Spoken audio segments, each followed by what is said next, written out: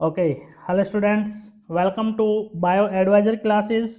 तो बच्चों, आज हम देखेंगे कुछ बहुत ही इम्पोर्टेंट क्वेश्चंस, ठीक है, जो कि पहले एग्जाम में पूछे गए हैं, आगे भी अभी भी रिपीट हो सकते हैं।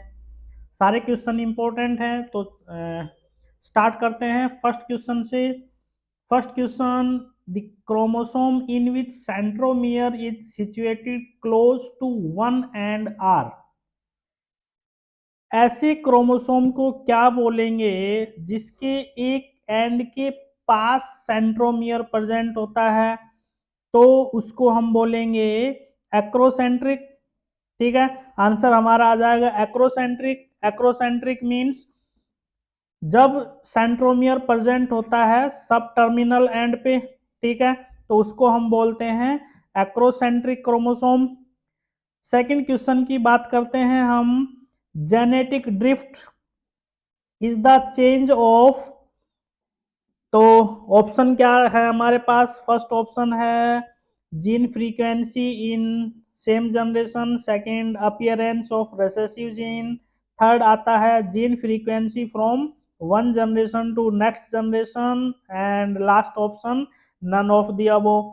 तो जेनेटिक ड्रिफ्ट क्या होता है? जेनेटिक ड्रिफ्ट आता है हमारे पास gene frequency in same generation. तो आंसर आ जाएगा हमारे पास फर्स्ट। इसके बाद हम नेक्स्ट क्वेश्चन की बात करते हैं। बहुत ही इंपॉर्टेंट क्वेश्चन है बच्चों, बहुत बार रिपीट होता है। यहाँ पे ये हमें दिया हुआ है सेंट्रल डोग्मा। तो सेंट्रल डोग्मा हमें क्या बताता है कि डीएनए से जब एमआरएनए बनेगा तो उस प्रोसेस को हम बोलते हैं ट्रांसक्रिप्शन। एमआरएनए से जब प्रोटीन बनता है तो उसको बोलते हैं ट्रांसलेशन। और सेंट्रल डोग्मा को दिया था क्रिक ने। ठीक है, तो बच्चों हमारे पास ऑप्शन आ जाएगा सी। ए हो जाएगा ट्रांसक्रिप्शन, बी हो जाएगा ट्रांसलेशन, सी यहाँ पे आ जाएगा फ्रांसिस क्रिक। ठीक है, और सेंट्रल डोग्मा हमें बताता है कि कैसे जेनेटिक इंफॉर्मेशन है वो फ्लो होती हैं। इसके बाद नेक्स्ट क्वेश्चन आता है हमारा। नेक्स्ट क्वेश्चन की बात करें तो ट्रांसफॉर्मेशन। ट्रांसफॉर्मेशन डिस्कवर किया था फ्रेडरिक ग्रिफिथ ने, क्योंकि ट्रांसफॉर्मिंग प्रिंसिपल जो हमारे पास आता है, ट्रांसफॉर्मिंग प्रिंसिपल ने क्या एक्सप्लेन किया था? ट्रांसफॉर्मिंग प्रिंसिपल ने प्रूव किया था कि DNA act as genetic material. ठीक है बच्चों, इसके बाद नेक्स्ट क्वेश्चन आता है, बहुत ही इंपॉर्टेंट क्वेश्चन है, जीन रेगुलेशन को लेके पूछा गया है, और वो भी लैक्टोज के रेस्पेक्ट में बात करी है।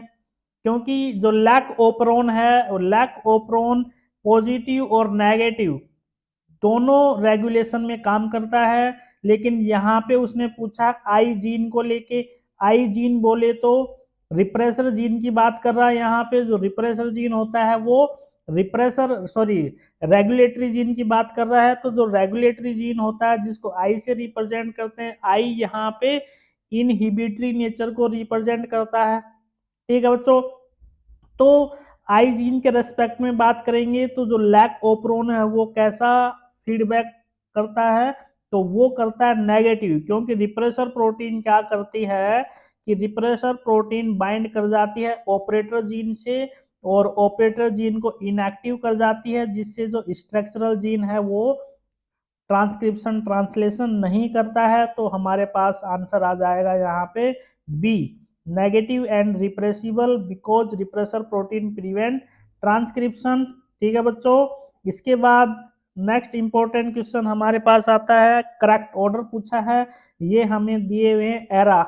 ठीक है, तो करेक्ट ऑर्डर हो जाएगा पैलियोजोइक, मीजोजोइक, सीनोजोइक। ठीक है बच्चों, इसके बाद नेक्स्ट क्वेश्चन आता है, इंपॉर्टेंट क्वेश्चन है कि अमीनो एसिड की जो सीक्वेंस होती है वो सीक्वेंस प्रोटीन में कौन डिसाइड करेगा? एक प्रोटीन चेन में जो अमीनो एसिड की सीक्वेंस होती है वो कौन डिसाइड करता है? तो वो हमारे पास डिसाइड करते हैं जो जेनेटिक कोड बैठे होते हैं एमआरएनए के ऊपर। ठीक है बच्चों, इसके बाद हम बात करते हैं कि चेन टर्मिनेटिंग कोडोन, या फिर इन्हीं को स्टॉप कोडोन भी बोलते हैं हम। तो इसके लिए मैंने एक ट्रिक भी बताया हुआ है कि उल्लू आया आया, उल्लू आया गया, उल्लू गया आया। ठीक है बच्चों, तो हमारे पास चैन टर्मिनेटिंग कोडोन आ जाएंगे U A A, U A G, UGA। ठीक है, इसके बाद नेक्स्ट इंपॉर्टेंट क्वेश्चन आ जाता है स्प्लिट जीन, क्योंकि जीन दो तरह के होते हैं, कॉन्टिन्यूअस जीन और स्प्लिट जीन। तो हमारे अंदर यूकैरियोट के अंदर हमें देखने को मिलते हैं स्प्लिट जीन। स्प्लिट जीन का मतलब होता है कि उस जीन के अंदर दो तरह की न्यूक्लियोटाइड सीक्वेंस होती है, एक इंट्रॉन होती है, एक एक्सॉन होती है। तो इंट्रॉन एक्सॉन में से कौन सी हमारे पास कोडिंग सीक्वेंस होती है, तो वो हमारे पास आती है एक्सॉन। तो आंसर आ जाएगा सी यहाँ पे।